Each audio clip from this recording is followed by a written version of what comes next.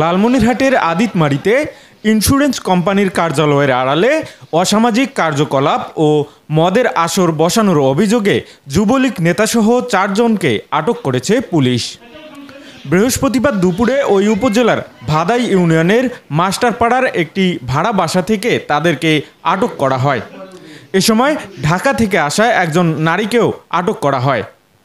আটককৃতরা হলেন উপজেলার পলাশী ইউনিয়নের টেপা পলাশী গ্রামের কপিল উদ্দিনের ছেলে ও ওই ইউনিয়নের 5 নং ওয়ার্ড যুবলীগের সম্পাদক এরশাদ হোসেন সহ 4 জন।